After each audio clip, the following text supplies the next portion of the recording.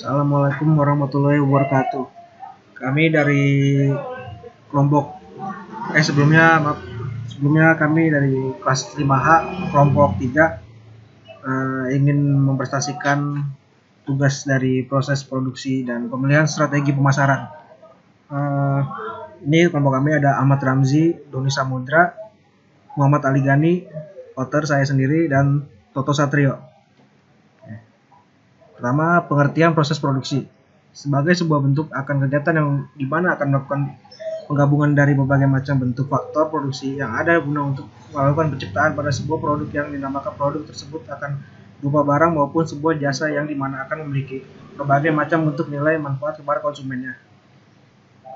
Proses produksi langsung. Proses produksi langsung ialah kegiatan atau aktivitas ini mencakup produksi primer dan juga produksi sekunder. Produksi primer merupakan suatu kegiatan produksi yang diambil dari alam dengan secara langsung. Contohnya seperti pertanian, pertambangan, perikanan, dan lain sebagainya. Untuk produksi sekunder, merupakan suatu proses produksi dengan menambahkan nilai lebih pada suatu barang yang ada. Misalnya, kayu untuk membuat rumah, baja untuk membuat jembatan, dan lain sebagainya. Kemudian, produksi tidak langsung.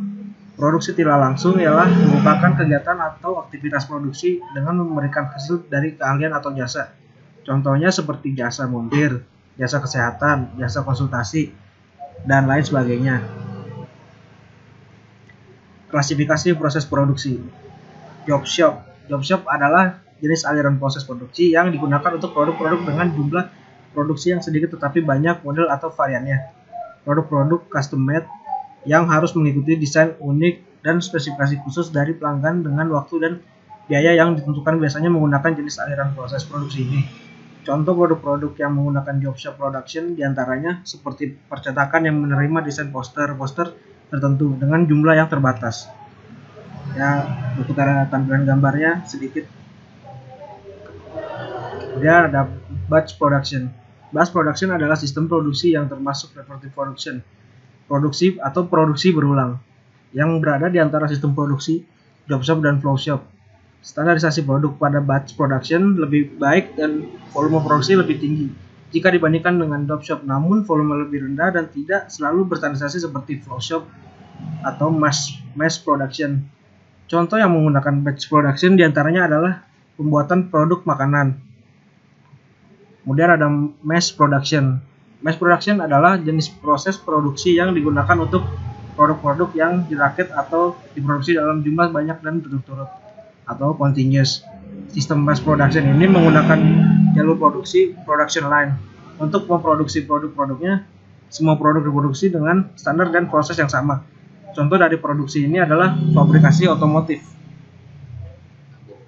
Selanjutnya akan dijelaskan oleh teman saya yaitu Doni Samudra.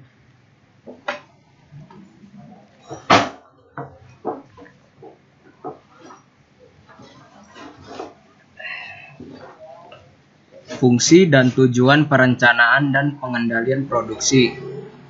Tujuan perencanaan dan pengendalian produksi adalah sebagai berikut. A. Mengusahakan agar perusahaan dapat berproduksi secara efisien dan efektif. B. Mengusahakan agar perusahaan dapat menggunakan modal seoptimal mungkin. C. Mengusahakan agar pabrik dapat menguasai pasar yang luas. D. Untuk dapat memperoleh keuntungan yang cukup bagi perusahaan. Fungsi perencanaan dan pengendalian produksi adalah sebagai berikut. A. Meramalkan permintaan produk yang dinyatakan dalam jumlah produk sebagai fungsi dari waktu. B. Memonitor permintaan yang aktual, membandingkannya dengan ramalan permintaan sebelumnya dan melakukan revisi atas ramalan tersebut jika terjadi penyimpangan. C. Menetapkan ukuran pemesanan barang yang ekonomis atas bahan baku yang akan dibeli. D. Menetapkan sistem persediaan yang ekonomis. E. Menetapkan kebutuhan produksi dan tingkat persediaan pada saat tertentu. F. Memonitor tingkat persediaan, membandingkannya dengan rencana persediaan, dan melakukan revisi rencana produksi pada saat yang ditentukan. Tujuan proses dan 4 komponen utama manajemen mutu. Tujuan dari manajemen mutu adalah untuk memastikan bahwa semua bagian dalam organisasi bekerja sama untuk meningkatkan proses produk, layanan, dan budaya perusahaan untuk mencapai keberhasilan jangka panjang yang berasal dari kepuasan pelanggan. Pada proses manajemen mutu, melibatkan kumpulan pedoman yang sudah dikembangkan oleh tim untuk memastikan bahwa produk dan layanan yang dihasilkan memiliki standar yang tepat atau sesuai dengan tujuan. Manajemen mutu terdiri dari 4 komponen utama yang meliputi perencanaan kualitas, proses mengidentifikasi standar kualitas yang relevan dengan proyek dan memutuskan bagaimana cara memenuhinya. Peningkatan kualitas perubahan yang disengaja dari suatu proses untuk meningkatkan kepercayaan atau keandalan hasil. Kontrol kualitas, upaya berkelanjutan untuk menegakkan integritas dan keandalan proses dalam mencapai hasil. Jaminan kualitas, tindakan sistematis atau terencana yang diperlukan untuk menawarkan keandalan yang memadai sehingga layanan atau produk tertentu akan memenuhi persyaratan yang telah ditentukan.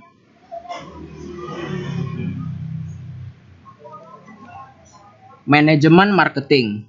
Definisi marketing. Marketing adalah serangkaian kegiatan untuk memenuhi kebutuhan dan kepuasan konsumen, baik dengan cara memproduksi produk kemudian memberikan harga dan mempromosikannya kepada konsumen sehingga terjadilah penjualan. Selanjutnya akan dilanjutkan oleh teman saya, Sorbo.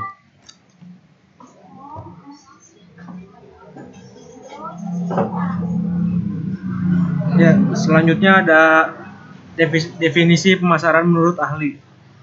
Yang pertama ada menurut Ciptono. Pemasaran adalah suatu proses sosial dan manajerial di mana individu atau kelompok mendapatkan apa yang mereka butuhkan melalui penciptaan, penawaran, dan pertukaran segala sesuatu yang bernilai dengan orang atau kelompok lainnya. Yang kedua ada menurut H. Gito Sudarmo. Pemasaran merupakan proses agar pengusaha dapat mempengaruhi konsumen agar mereka tertarik, senang, dan kemudian membeli dan akhirnya puas dengan produk yang dibelinya. 3. Kamus Besar Bahasa Indonesia atau KBBI. Menurut KBBI, pemasaran yakni merupakan proses cara kegiatan dalam memasarkan barang dagangan, perihal penyebarluasan di kalangan masyarakat pada umumnya. 4. Ada menurut William J. Stanton. Menurut William J., pemasaran yakni adalah sistem secara keseluruhan dari kegiatan-kegiatan bisnis atau usaha yakni yang ditunjukkan untuk merencanakan, menentukan harga barang atau jasa yang sesuai, mempromosikan barang dan jasa, dan mendistribusikan barang dan jasa kepada konsumen dan bisa memuaskan konsumen. Pemasaran merupakan kegiatan tukar menukar yang bertujuan untuk memuaskan keinginan manusia serta dalam arti bisnis. Pemasaran adalah sistem dari sebuah sistem kegiatan bisnis yang direncanakan mempromosikan dan mendistribusikan jasa serta barang-barang pemuas keinginan besar. Selanjutnya ada strategi pemasaran. Segmen dan ukuran pasar. Segmen dan ukuran pasar ialah sebuah proses pengoblokan atau pembagian calon konsumen berdasarkan karakteristik yang berbeda. Kemudian ada karakteristik pasar, yaitu pasar persaingan sempurna, pasar monopoli, pasar monopolistik, pasar oligopoli. Ya, kemudian ada pesaing. Pesaing ialah perusahaan atau grup yang menghasilkan atau menjual barang atau jasa yang sama atau mirip dengan produk yang kita tawarkan. Kemudian ada jaringan. Jaringan ialah membangun hubungan saling menguntungkan dengan pengusaha lain dan klien potensial dan pelanggan. Kemudian ada strategi pasar. Strategi pasar adalah upaya untuk memasarkan suatu produk. Kemudian ada kepuasan pelanggan, ialah tingkat perasaan konsumen setelah membandingkan antara apa yang dia terima dan apa yang diharapkan. Kemudian ada saluran distribusi. Saluran distribusi ialah lembaga-lembaga distributor atau penyalur yang mempunyai kegiatan untuk menyalurkan atau menyampaikan barang-barang atau jasa-jasa dari produsen ke konsumen. Nah, kemudian ada analisa 3C. Kunci dari analisis customer adalah kita harus mengetahui kebutuhan dan keinginan pelanggan sehingga Dengan mengetahuinya kita bisa mempersiapkan produk tersebut yang sama-sama menguntungkan, baik untuk customer ataupun untuk company. Cara mengetahui kebutuhan pelanggan dengan mengembangkan apa yang disebut empathy map. Peta empati ini adalah bagaimana kita bisa mengetahui apa yang dirasakan, apa yang dipikirkan, dan apa yang dilakukan pelanggan kita. Hal ini bisa dilakukan melalui studi literatur tentang perilaku pelanggan atau melalui survei dan observasi. Agar kita bisa memenuhi kebutuhan pelanggan, pertama yang harus dilakukan adalah kita harus benar-benar bisa mengidentifikasi siapa pasar kita, siapa target dan segmen pasar kita. Kedua, kita harus benar-benar menggali dan memahami apa kebutuhan pelanggan kita. Ketiga, kita harus bisa menyampaikan apa yang kita inginkan, apa yang kita ingin sampaikan atau berikan kepada pelanggan. Kita harus bisa memberikan apa-apa aja kriteria atau apa-apa features yang ada dalam produk atau jasa yang ingin ditawarkan. Keempat, kita harus bisa menyampaikan bahwa ada benefit-benefit lain yang bisa dirasakan oleh pelanggan kita. Kemudian ada company analysis. Manajemen strategik dari Michael Porter, yaitu tentang value chain atau rantai nilai, bahwa setiap perusahaan itu ada dua aktivitas. Pertama, aktivitas utama, dan kedua adalah aktivitas pendukung. Ada 5 aktivitas utama. Pertama adalah logistik ke dalam.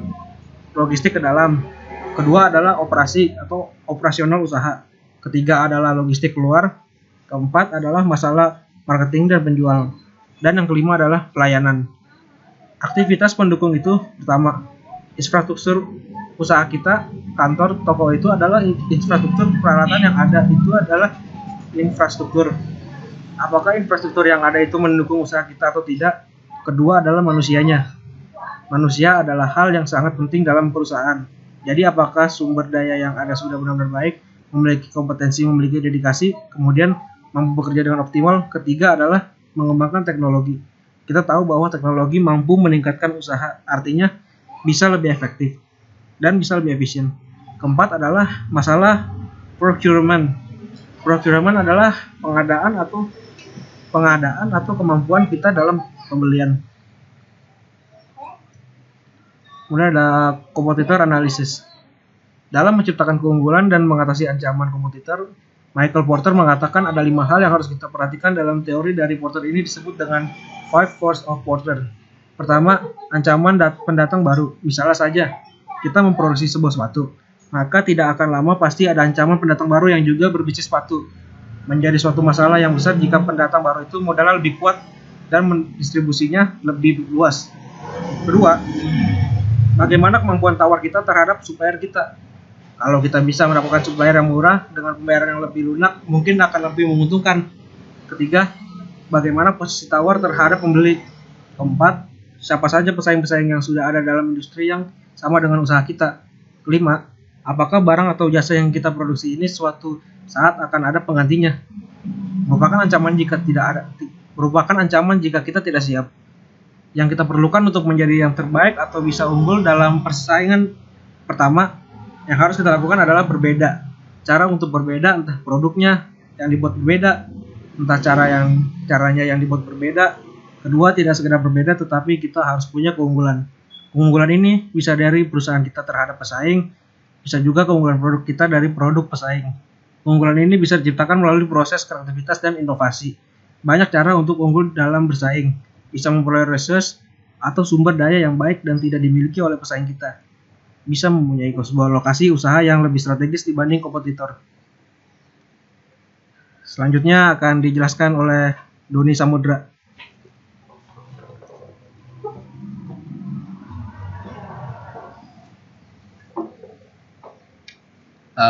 Analisa STP.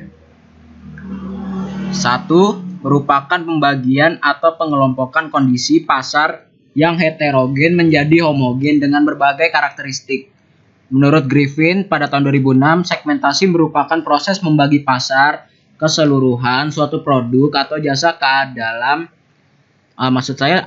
ke dalam beberapa segmen yang memiliki kesamaan dalam hal minat, daya beli, geografi, perilaku pembelian maupun gaya hidup. 2. Ada targeting. Yang dimaksud targeting adalah mengevaluasi beragam segmen untuk memutuskan segmen mana yang menjadi target market. Ada positioning. adalah bagaimana sebuah produk di mata konsumen yang membedakannya dengan produk pesaing dengan upaya identifikasi, pengembangan, dan komunikasi keunggulan yang bersifat khas serta competitive advantage. Marketing mix. Menurut Kotler dan Armstrong, marketing mix adalah sekumpulan variabel-variabel marketing yang digunakan oleh perusahaan untuk mengejar target-target penjualan yang diinginkan. Di sini ada contohnya seperti ada dari produk, ada harga, tempat, dan promosi. Sekian dari kelompok kami dari kelompok 3. Assalamualaikum warahmatullahi wabarakatuh.